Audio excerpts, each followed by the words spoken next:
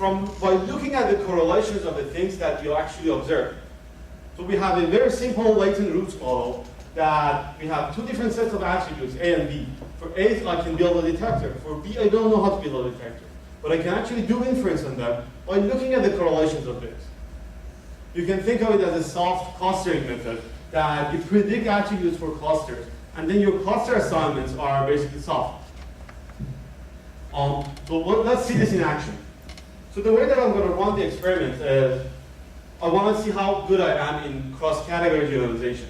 So we had a data set. We divided it in two sets, the familiar set and the unfamiliar set.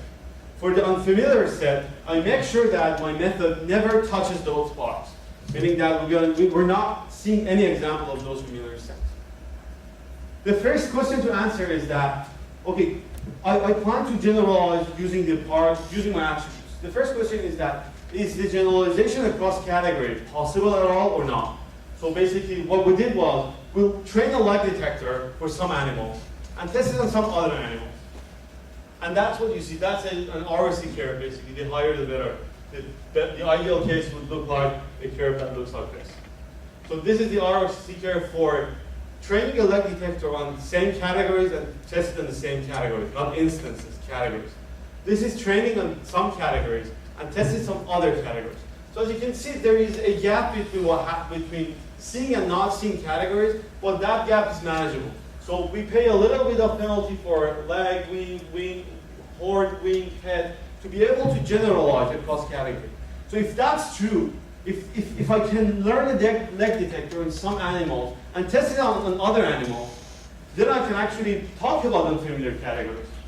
So this is an example of the results of our method. So we've seen elephants before.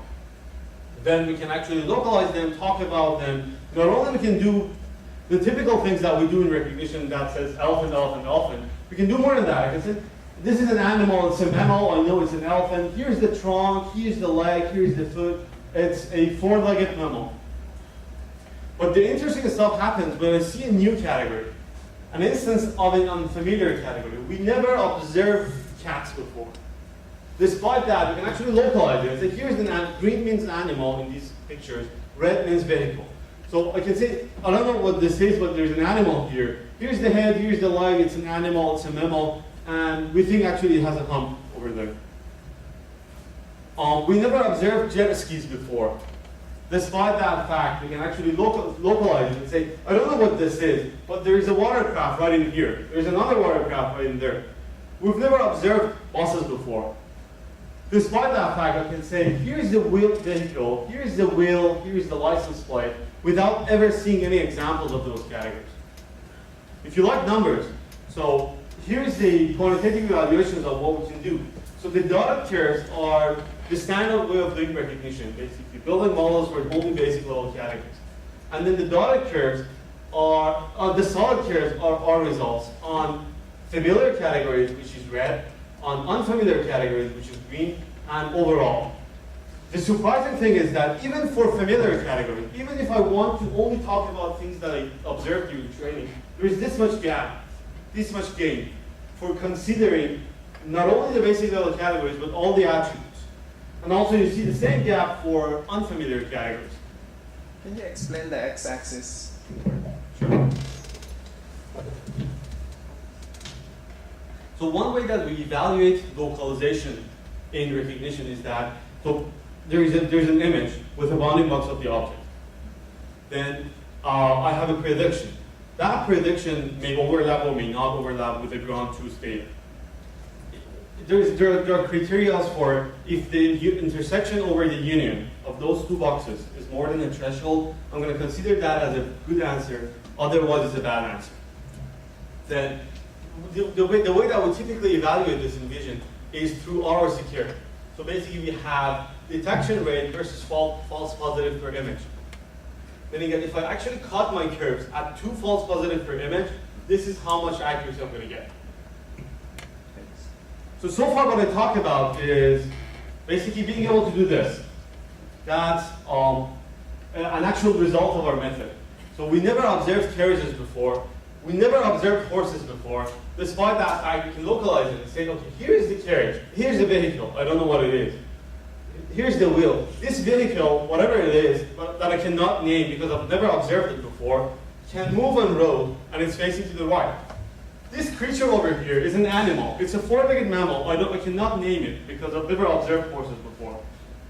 Despite that, you can say here's an animal. Here's the head, here's the leg. This creature is a four-legged mammal that can run, that can jump, is herbivorous, and it's facing to the right. So as you can see, there are many things that we can predict for an image which are not visually obvious. Well, you can actually predict those by just looking at the spatial correlations of things that you can predict. With that, I'm going to actually close the topic on the attribute and move to the second part of the talk to actually stay in time, which is being able to talk about objects, to provide descriptions of the object. Is this really what I want to do for an image? To list everything for you and then you have a list of, 100 elements in it and you want to look at the list? Or we want to provide a richer description for an image, something like a sentence that we talked about. So we want to implicitly approach this problem. What we want to do is we want to be able to select some of these things and then put them in relationships. Why sentences? Because we believe that this process of knowledge selection is implicitly inherent to sentence prediction.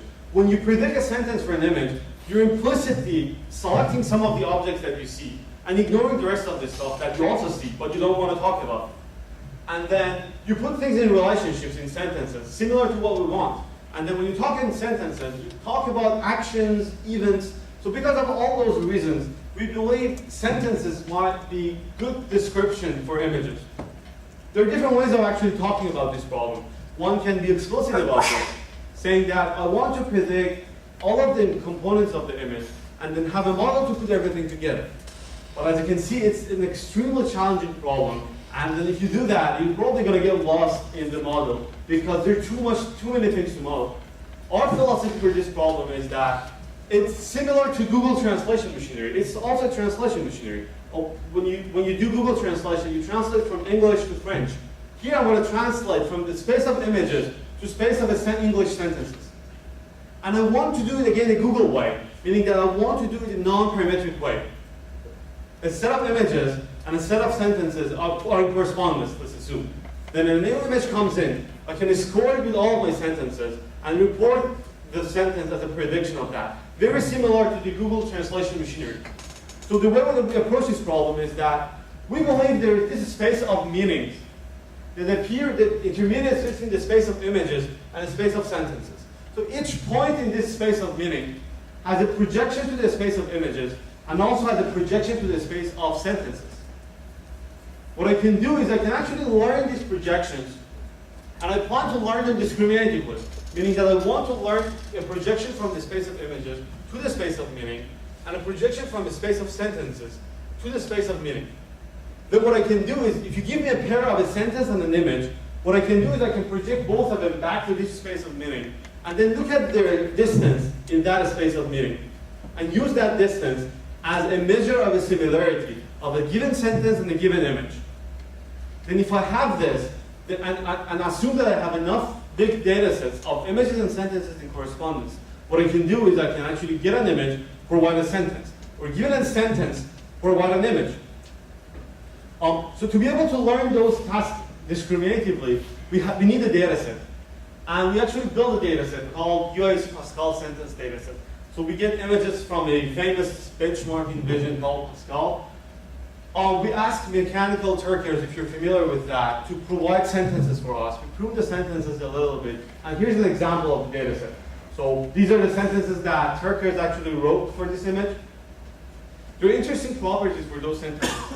People are in great agreement on what to talk about an image. As you can see, all of the people are actually talking about the two men. They all are talking about the talking. They all are talking about some relationships and the playing. So we people are really, really good on selecting what to talk about. So if I can learn this implicitly, then what I'm actually doing is that without being specific on what to select, I'm doing the process of knowledge selection. Because I'm basically mimicking you as a person to provide this capability. Again, an image comes in, we run all of the detectors over the image, project it to the space of meaning, sentences. We do a little bit of part of speech tagging, a little bit of very smooth parsing, and then project everything to the space of meaning. Then I score the similarity over there. And then for a new image that comes in, for example, for this image, I look at the distance of this image with all of the sentences in my data set, and those are the top 5 sentences. A man stands next to a train on a cloudy day. A backpacker stands beside a green train. This is a picture of a man standing next to a green train. And then there are 2 men standing on a rocky beach smiling at the camera. And then it gets deviated from the main point. Since it's a symmetric process, I can do the other way around. If you give me a sentence, I can give you back the images that best depict that sentence. For example, a horse being ridden within the fenced area. So that's a sentence that Turkey actually gave us. And what we did is we basically look at our data set to find top best images that depict that picture. And those are the top pictures. So this is basically establishing the correspondence between images and sentences. Excuse me. So what I really don't like about this is the assumption that I have a big enough data set that have all of the images in the world and all the sentences in the world, because I want to do translation. So if you give me an image, I want to go and search all of my sentences and provide you a sentence. If you give me a picture, if you give me a sentence, I want to go and search all of my pictures and provide you a sentence, a picture. So to be able to do that, I'm implicitly assuming that I have every images in the world. Because if I don't have enough images, then I cannot do what I just explained. And that gets me to the third part of my talk, which is basically introduction of visual phrases into recognition. If you look back at the history of... Yeah, how do you do word sense disambiguation? Because you have to go into the meaning space. How do you get the meanings of the words? So at the current version, the thing that you're seeing here, there is no word sense disambiguation at this point. Meaning that I might confuse Bank of a River with a Bank of America. And we can actually live with that for a second, for this version of the word. But to be able to have this on, I don't know, Google image search, one should include actually word sense disambiguation. There's other intrinsic problem that I didn't actually talk over here, which is for people who are interested in actually language and text processing. So when we work with these words, these are unstructured text, meaning that if I want to describe a picture, I'll say 2 men are talking. Maybe you say 2 guys are talking. Somebody says one gentleman and a boy is